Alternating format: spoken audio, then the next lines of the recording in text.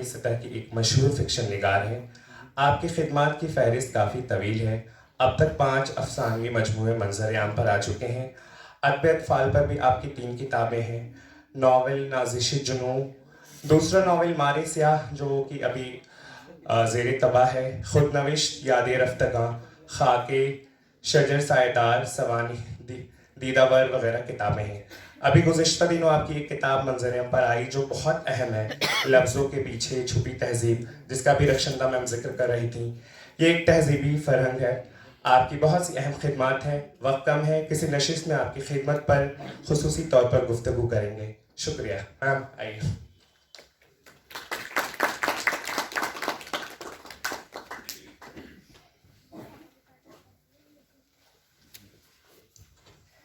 السلام علیکم.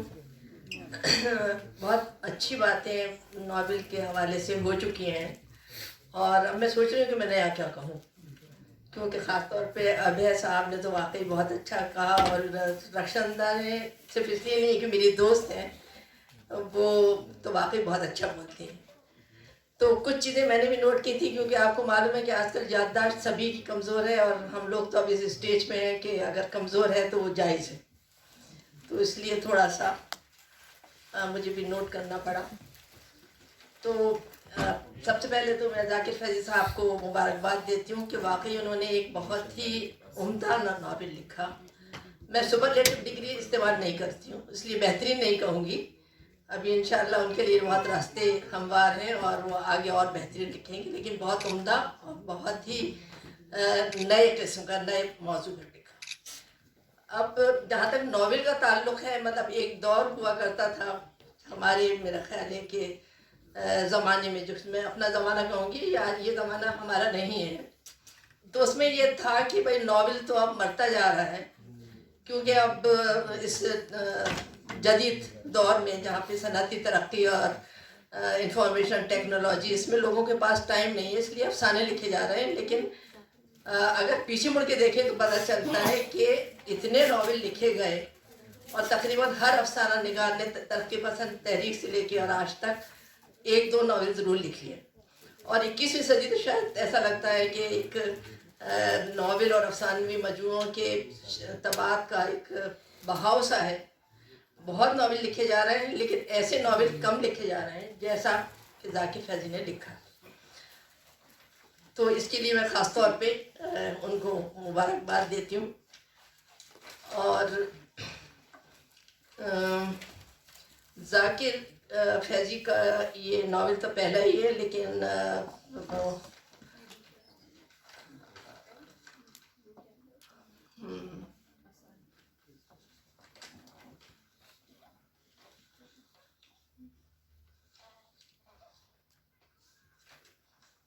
تو اس میں کوئی دو رائے نہیں ہے کہ نئی فیکٹری ایک شاندار ناول ہے. نئی اسلوبیاتی تکنیک، اس طرح کہ نفسیاتی ناول شاذ و نادر دیکھنے کو ملتے ہیں. مرکزی کردار معراج، جو اسکوائٹ پرسنالٹی ڈس آرڈر کا شکار ہے، وہاں سے یہ ناول شروع ہوتا ہے، جو اپنی ماں کی موت کے بعد باپ کی دوسری شادی اور اس کی طرف سے غفلت ہونے کی وجہ سے اپنے گھر کی لائبریری میں موجود کتابوں میں پناہ لیتا ہے. تنہائی اور کثرتی مطالعہ نے اسے ایسا مریض بنا دیا کہ وہ اپنی پڑھی ہوئی کتابوں میں حلول کر جاتا ہے، جو پہلے باب میں دکھایا گیا. بے حد دلچسپ ہے، اور وہ پہلا باب ہی ہمیں ایسے باندھ لیتا ہے کہ اس کے بعد ہم اس معاملے کو پورا پڑھنے کے لیے مجبور ہو جاتے ہیں. ایک چیز میں تھوڑا سا کہوں گی، کیونکہ میرا تعلق تھوڑا سا لسانیات سے بھی ہے. مسعود حسین صاحب کی شاگرد رہی ہوں، اور پرانی تہذیب بھی ہے، کیونکہ اب یہ جو ہے ہم اولڈیز جو ہے ایک طرح سے. تو مجھے جب میں نے یہ ناول لکھنا مطلب پڑھنا شروع کیا، ابتدا بہت پرکشش تھی. 2 چیپٹر سانس لیے بغیر پڑھ ڈالے، اور پھر کیا ہوا کہ تجسس میں آگے بڑھتی گئی، لیکن پھر کچھ ایسا ہوا کہ ہاتھ کانپ گئے اور ندامت کا پسینہ ماتھے پر نظر آنے لگا. انواع و اقسام کی گالیوں نے میرے الفاظ کے خزانے میں قدر اضافہ کیا. میں دراصل ہم سینئر سٹیزن تہذیب کے جن گلیاروں میں واقع جس پرانی فیکٹری کے پروڈکٹ ہے وہاں یہ فیض حاصل نہیں تھا. میں نے بچپن میں صرف ایک گالی سنی تھی جو میرے منہ بھولے ماموں نواب ماموں اپنے ملازمین کو اکثر عطا کیا کرتے تھے, اور جو مجھے بھی یاد ہو گئی تھی وہ ان کی پیٹنٹ گالی تھی, اور کچھ اس طرح کی تھی کہ جب وہ اپنے ملازموں سے کہتے تھے تو یقینی طور پر نطفہ غیر متصدقہ ہے, دور ہو جا میری نظروں سے ورنہ تیری والدہ اور ہمشیرہ محترمہ کی شان میں گستاخی کر دوں گا.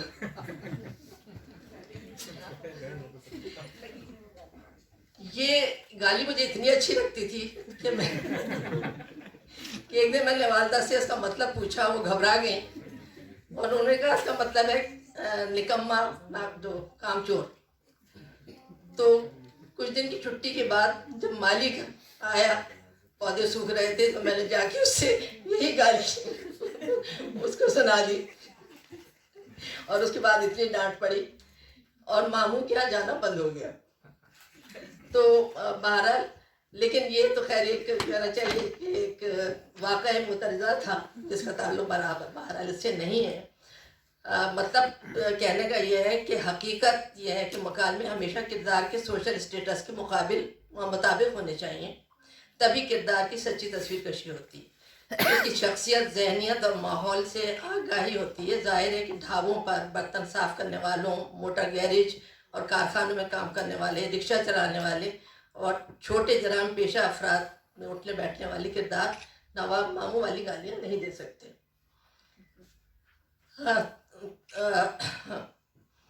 اس ناول کے پس منظر میں وہی گالیاں رائج ہیں جو زبان زادے خاص و عام ہیں, جو ناول کے کردار اپنی زبان سے ادا کرتے ہیں.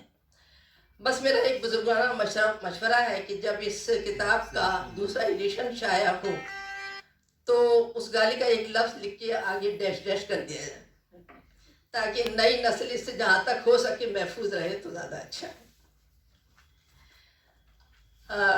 غرض بہت سی چیزیں اس میں ایسی ہیں کہ جو اس ناول میں کہ جو ہمیں حقیقت سے بالکل روشناس کراتی ہیں کہ یہ وہ ساری چیزیں ہیں کہ جو ہم اپنے آس پاس دیکھ رہے ہیں ان میں سے اکثر, اور حالانکہ تھوڑا سا علامتی استعاراتی انداز ہے, کچھ اصطلاحیں ہیں لیکن حقیقت سے بہت زیادہ مماثل ہیں. مثلا شہروں کے نام راجدھانی دلشاد آباد, برتن کا صنعتی شہر مراد پور, راجدھانی کے محلے گرین پارک, ٹیلا ہاؤس, میٹرو اسٹیشن وغیرہ. جب کہانی آگے بڑھتی ہے تو ہمیں کبھی نٹھاری کانڈ کا کیس یاد آتا ہے, سریندر کوہلی اور مہندر سنگھ کی یاد تازہ ہوتی ہے. کبھی سڑکوں پر بھیک مانگتے ہوئے لنگڑے لولے کانے بچے, بغل میں بچہ دبائے نوجوان تندرست بکارن نظر آتی ہے. غرض واقعات کا ایک بہاؤ ہے جو قاری کو اپنے ساتھ بہا کے لیے جاتا ہے. درمیان میں علی اور دیپا کی دھیمی دھیمی محبت کی آنچ بھی محسوس ہوتی ہے جو بقول رخشندہ بڑے خوشائند ہوتی ہے.